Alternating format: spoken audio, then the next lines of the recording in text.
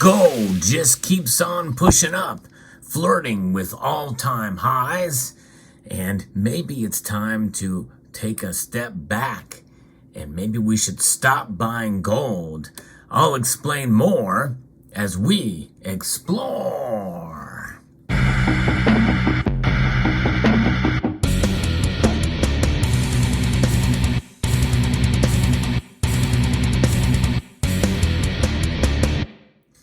Gold's price has frequently hit the all-time high level again, and many people feel, well, if it's getting close again, perhaps this could be the ultimate run on gold going up and up. Gold is seen as a little bit more of a stable store of value than silver and other commodities out there. And so it seems like it's a safe bet to buy gold, really no matter the price.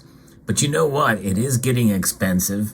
Premiums are starting to rise again, and you have to take stock about your personal situation. How much gold do you have in your holdings? How much do you have in your stack? How much do you have compared to silver? Is it time to maybe shift and stop buying gold and look into silver a little bit? Many people feel that we're starting to see silver break out a bit, and maybe narrowing that ratio between gold to silver.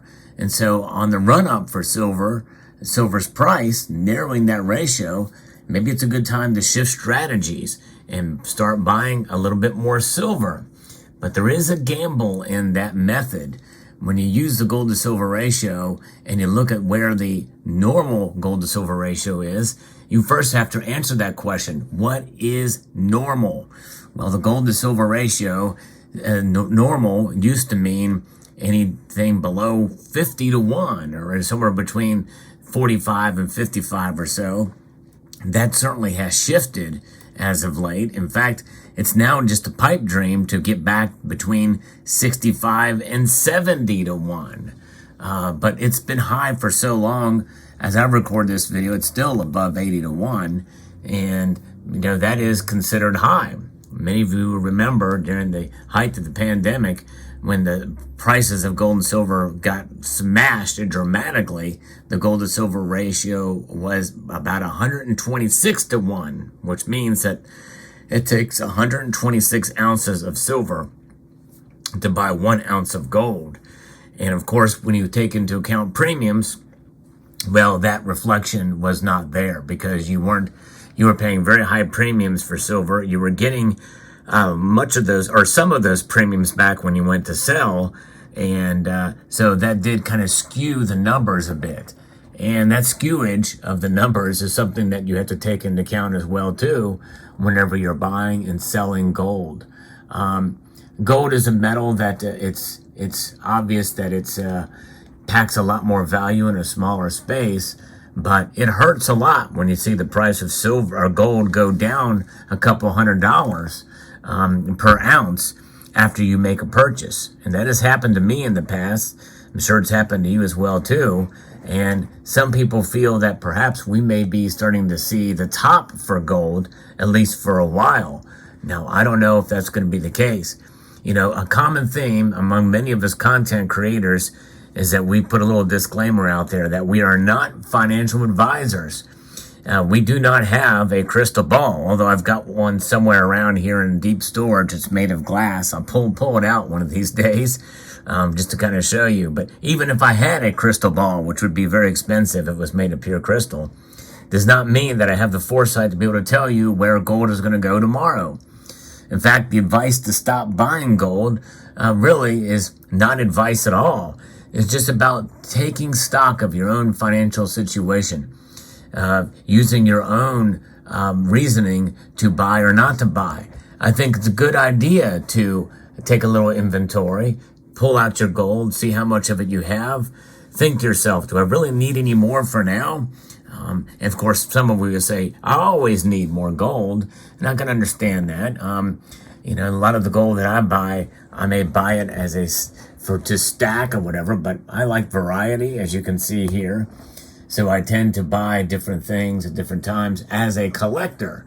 It just so happens that when you do buy gold, the collector premiums tend to be much less than would be the case for silver in terms of a percentage value.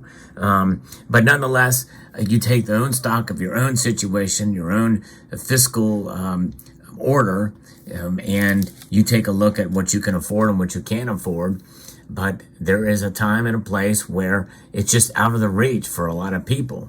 And so maybe it's a good idea to not buy gold. In fact, I would say that if you're a silver stacker, when the prices are pushing near all-time highs for gold, and it's not anywhere near that way for silver, but it's a completely logical argument to not buy gold at any particular point in time and to shift your strategy. Maybe, focusing a little bit more on silver. However, one thing that I've always talked about and promoted on this channel, well, at least strongly since 2017, is diversification for silver stackers into gold. Even if it's very small measures where you pay a little bit more of a premium for like a 10th ounce piece, for instance. Just to have a little bit in your stack to diversify. But that's few and far between. I don't typically promote buying 10th ounce pieces because of the higher premium. If you're going to do that, you might as well save up for a quarter ounce, or better yet, you look at low premium LMU coins, Latin monetary unit, 20 franc coins like this, that you can get for not a whole lot above spot for. These are a great option. And obviously the weight is 0.1867 actual gold weight, which is a little bit of an odd measurement. But there's enough of these out there that they are liquid enough. And so they provide an attractive option, even though they aren't pure gold, but they have that much gold in them. And it's a diversification tool. It's a way to do it. If you can save up for a full ounce of gold, I certainly encourage you to do that as well too. But it takes a lot of time. But I wouldn't really encourage you to do that when gold is getting pretty close to its all-time highs, at least as of the recording of this video. And of course, I have to put a little bit of somewhat of a time stamp on this because the markets move so rapidly, anything could happen.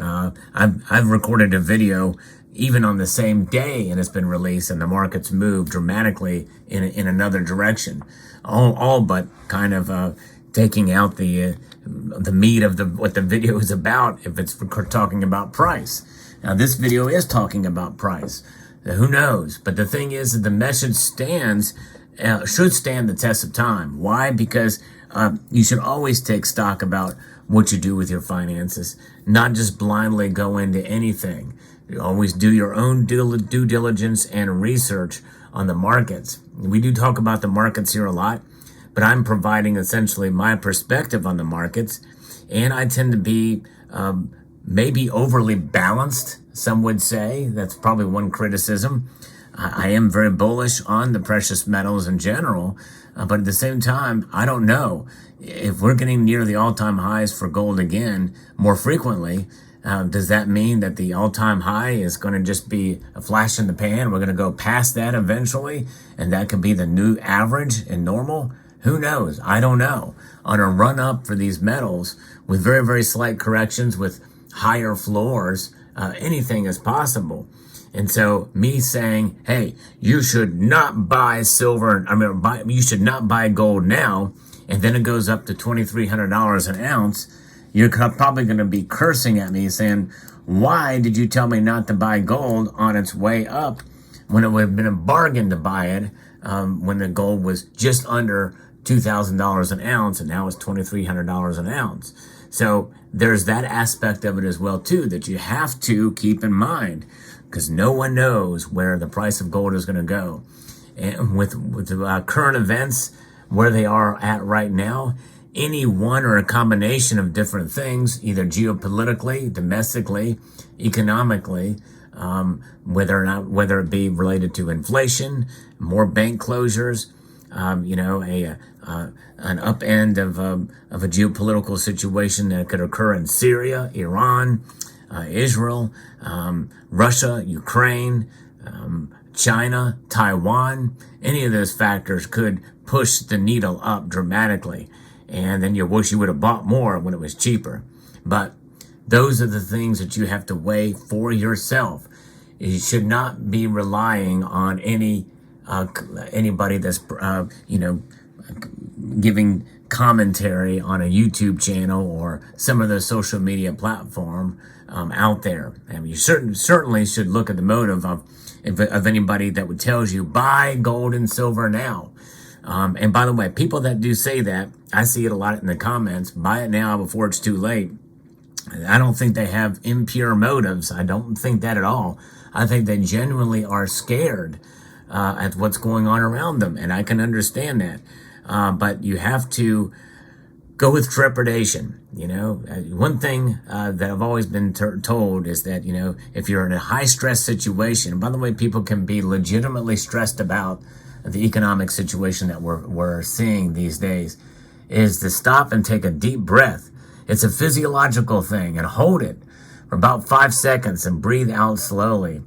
It kind of resets your body, resets your mind. It brings a lot of oxygen to your cranium, to your brain. And a lot of times we do need to take a step back before we act out of irrationality or out of fear. And so take stock of your situation.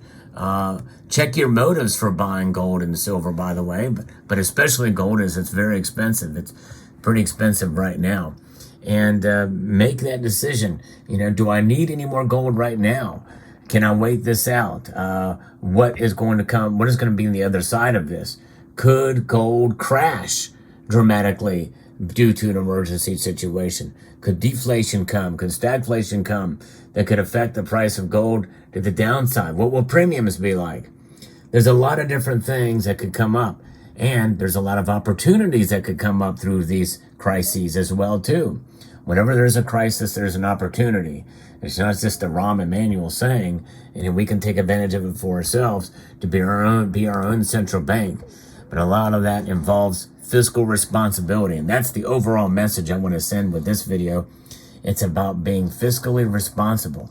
Sometimes being fiscally responsible is the right thing to do, and that right thing to do may mean not buying gold. So there you go. I hope you found this video insightful. I hope you found it educational and informative and valuable lesson to you all. I'd like to extend a multitude of gratitude to you all for taking the time to watch. And I want to encourage you to please rate this video. That means press that thumbs up button down below. That's down around this area here. Share it on other social media platforms. Comment and subscribe.